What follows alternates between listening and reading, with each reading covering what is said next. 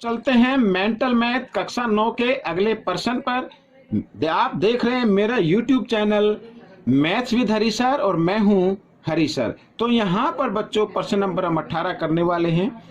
आइए प्रश्न नंबर 18 क्या कहता है देख लेते हैं। देखो यहाँ पर प्रश्न नंबर 18, दी गई आकृति में आयत ABCD तथा समांतर चतुर्भुज ABEFA की आधार AB पर स्थित है। ठीक है, AB पर स्थित है, ये आपको मालूम हो गया है। यदि AB 12 सेंटीमीटर BC 8 सेंटीमीटर हो तो ABEF का परिमाप ज्ञात करो। F भुजा CD का मध्य बिंदु है, यहाँ भी F CD का मध्य बिंदु दे दिया है। इसका भी हम प्रॉपर्टी हमें याद है तो हम इसको करना शुरू करते हैं। देखो आप सभी जानते हैं कि आयत की आमने सामने की भुजाएं बराबर होती हैं, तो हम इसी में लगाएंगे। अब यहाँ पर जो दिया हुआ है बच्चों, ये देखो AB, ये AB है 12 सेंटीमीटर। ठीक है, ABCD हो गया ना, तो ABCD आयत की एक भुजा होगी, तो इसके सामने की भुजा क्या होगी, CD होगी। CD भी क्या होगी, 12 सेंटीमीटर। ठीक है, और BC इसमें है 8 सेंटीमीटर, ये मैं लिख लेता हूं। तो AD भी होगी 8 सेंटीमीटर। क्यों? क्योंकि आयत की आमने सामने की भुजाएं बराबर होती हैं। लेकिन यहाँ पर साथ में लास्ट में लिख दिया है कि F भुजा CD का मध्य बिंदु है।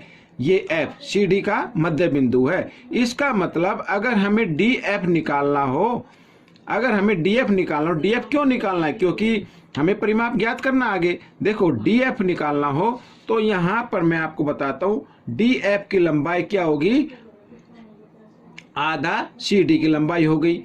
ठीक है, अब यहां पर DF बराबर आधा गुणा CD देखो AB के सामने है ना CD, तो CD कितनी है, 12, तो 12 मैं लिख देता हूं।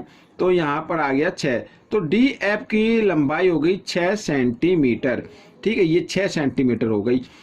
अब बच्चों इसमें कहा है कि ABEF का परिमाप ज्ञात कीजिए। अब AB और यहाँ पर क्योंकि एक ही आधार पर स्थित है, ठीक है, समांतर रेखाएं, समांतर रेखाओं के बीच है, तो यहाँ पर ये AB और दिया हुआ भी है, AB बराबर होगी EF के या FE के। ये अगर ये 12 है तो ये भी 12 होगी। समांतर चतुर्भुज की सम्मुख भुजाएं भी बराबर होती हैं।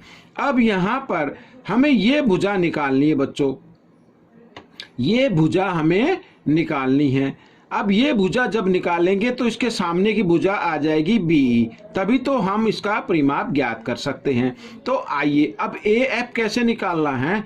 अब देखो यहाँ पर ADF, ये एक क्या बन गया, समकोण त्रिभुज बन गया, और समकोण त्रिभुज में ये कर्ण बन गया। कर्ण का वर्ग बराबर होता है आधार का वर्ग जमा लंब का वर्ग, तो उसी से निकालेंगे। आइए देखो त्रिभुज ADF में यहाँ पर सीधा लिख देता हूं मैं, AF का वर्ग बराबर होगा AD का वर्ग जमा DF का वर्ग। ठीक है, इस तरीके से।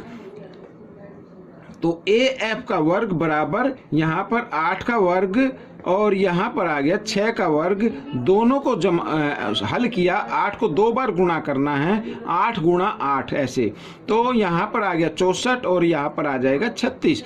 तो 64 और 36 को जब हम जमा करते हैं तो 100 आ जाता है। ठीक है, तो AF यहाँ पर हम निकाल लेते हैं। ये इधर ये वर्ग था, इधर आकर इसको वर्गमूल में चेंज कर देते हैं। 100 का वर्गमूल होता है बच्चों 10, तो 10 सेंटीमीटर आ गई AF, तो यहाँ पर हम लिख देते 10 सेंटीमीटर। और इसके सामने की भुजाएं हैं BE, तो ये भी हो जाएगी 10 सेंटीमीटर। ये मैं लिख नहीं रहा हूँ, आपको बता रहा हूँ, आप चाहे तो लिख सकते हैं। समांतर चतुर्भुज की सम्मुख भुजाएं बराबर होती हैं। अब देखो बच्चों यहाँ पर मैं लिखता हूँ छोटा सा, AB बराबर EF और बराबर 12 सेंटीमीटर, ये मैंने लिख दिया है। और साथ ही चलो इसको भी लिख लेते हैं, AF बराबर यहाँ पर BE बराबर, और इसको लिख लेते हैं हम बच्चों 10 सेंटीमीटर। ठीक है, ये मैंने लिख लिया।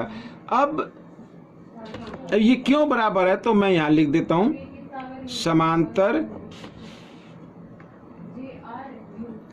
चतुर्भुज की सम्मुख भुजाएं